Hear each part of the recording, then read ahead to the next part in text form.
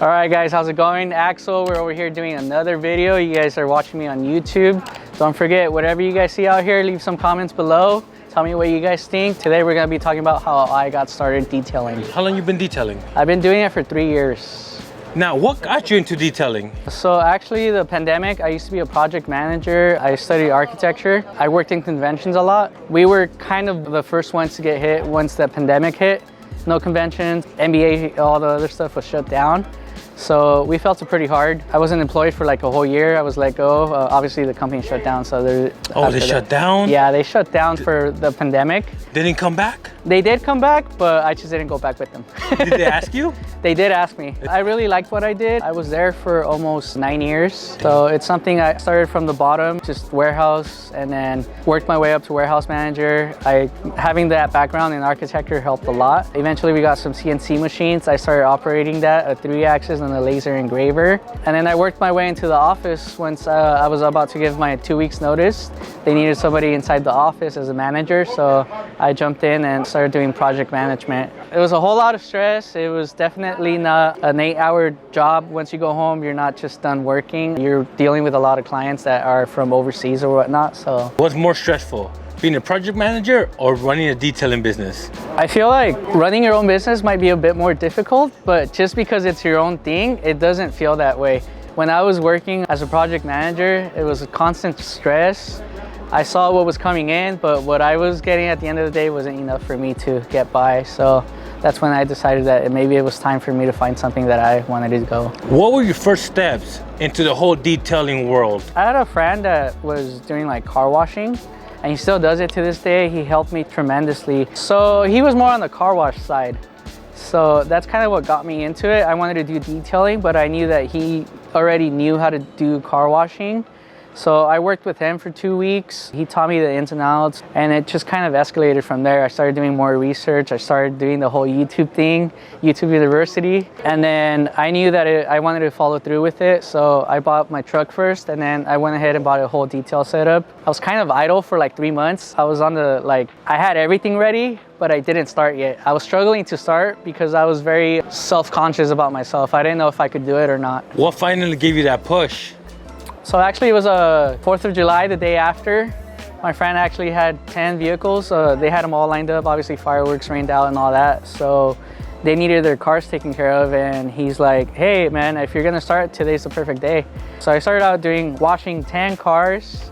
And then that kind of gave me the confidence that I could actually do it. From there, just started learning more about detailing, took some polishing courses, and then obviously ceramic coatings, all the other stuff. And as I went on, I didn't just stick to trying to get money and just going through with it. I was putting everything back towards the business, and that feel like that helped me grow a lot. I bought my extractor, ended up buying some polishers, and I would just practice on my friends' cars, charge them for the low.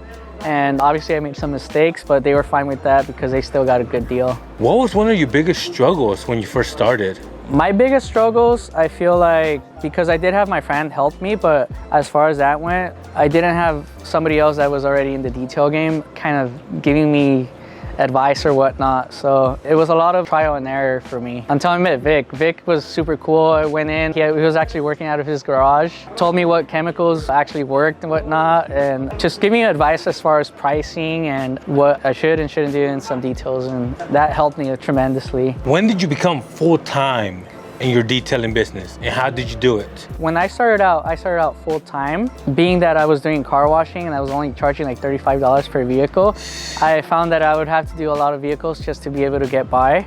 So eventually what I started doing, I increased my prices. The quality of the work got better, so that kind of just went along together, and it was kind of perfectly fine up until I really raised my prices pretty high. Then I lost some clientele, but it kind of made up for it because then I got newer clientele that was actually bringing in the vehicles that I wanted to work on.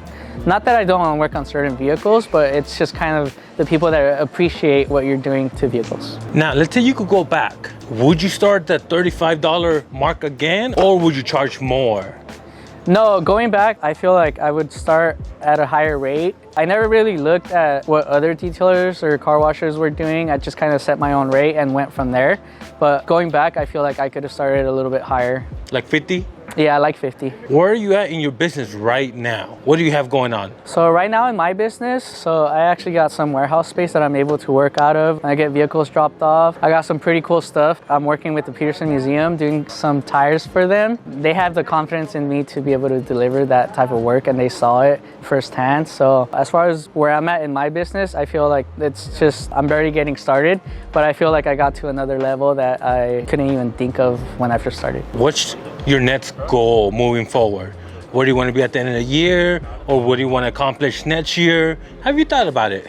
I did think about it. So obviously I bought the dry ice machine. That was pretty expensive. So right now the priority is kind of getting all that paid off, and then just moving forward, I just want to be successful and then hopefully get a whole team together and we can do more concourse work. That's kind of where I want to be at.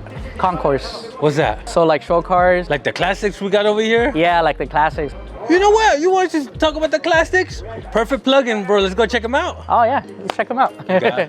So what did you do to these classics?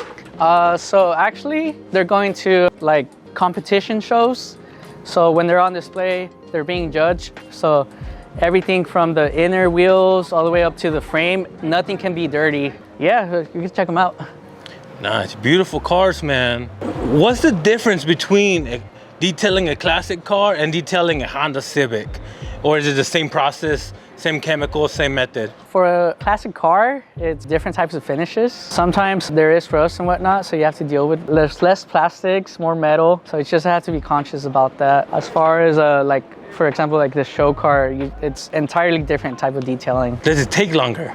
Takes a lot longer. So for example, like a job like this took us about a week, and it wasn't just me, we had a team together. My friend Extensive and Poseidon. All right, so this is a Jason Poseidon Detailing, Extensive Detail, Tommy over here. We actually work together sometimes. When jobs like these come up, obviously we need all the hands that we can get. So I got my buddy over here, Glad Mobile Detail as well.